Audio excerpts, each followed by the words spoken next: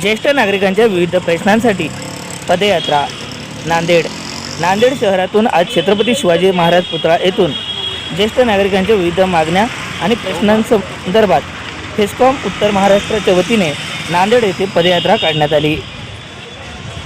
फेस्कॉमचे उत्तर महाराष्ट्र अध्यक्ष डॉक्टर हंसराज वैद्य यांच्या नेतृत्वात ही पदयात्रा काढण्यात आली। ज्येष्ठ नागरिकांना शासनाच्या विविध योजनांचा लाभ द्यावा, तसेच ज्येष्ठ नागरिकांना लाडके मायबाप ही योजना लागू करून महिना 5,000 मानधन देण्यात यावं यासह विविध मागण्यांचं निवेदन जिल्हाधिकाऱ्यांना देण्यात आलं।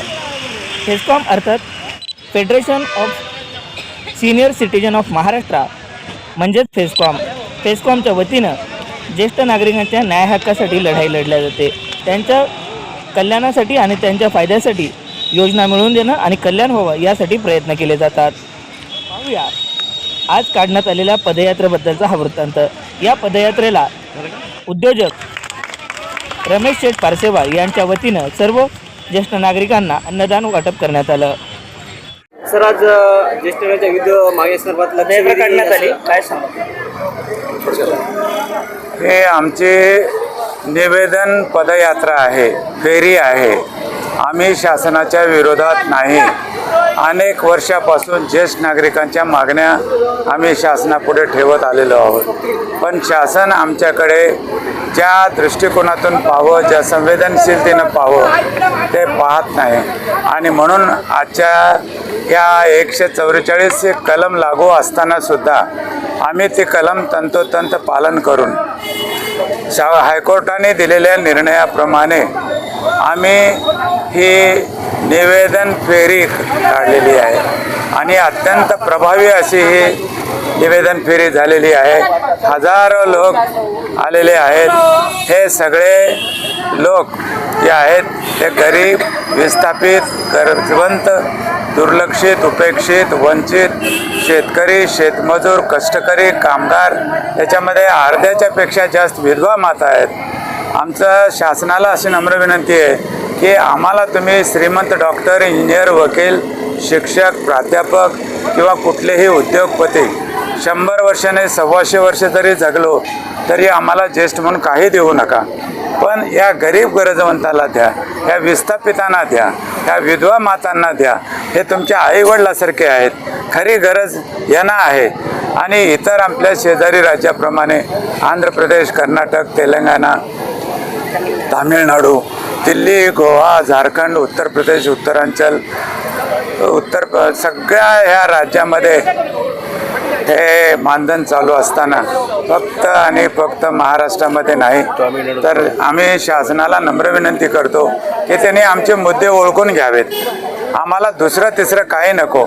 आमचं वय वर्ष 60 वर्षच ग्राह्य धरावं। आम्हाला आमचे तुम्ही जे शासनाने पारित केलेले कायदे आहेत, 2007चा कायदा, 2010चे नियम, 2013चा कायदा आणि धोरण, हे शासनाने तंतोतंत पाळावं। आम्हाला दुसरं तिसरं काही नको।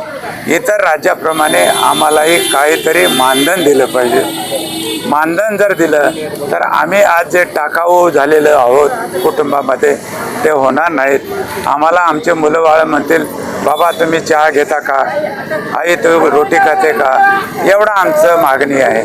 आमची अत्यंत वाईट परिस्थिती, दुरावस्था आहे आणि म्हणून आम्ही शासनापुढे नम्र विनंती करायला आलो की कुठल्याही आमच्या ह्या पदयात्रेमध्ये किंवा फेरीमध्ये कुठल्याही घोषणा नाहीत।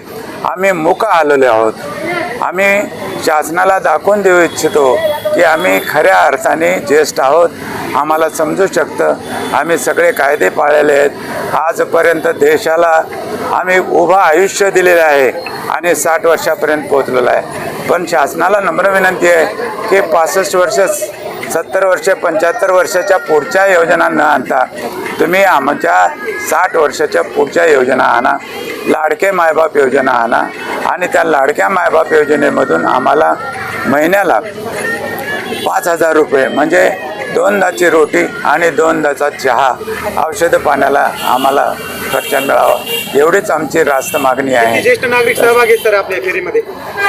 आता त्या अर्थानं हजारो लोक आहेत. माझं तर असं मत आहे कमीत कमी 5,000 लोक तर आलेले असावेत. अजूनही येत आहेत.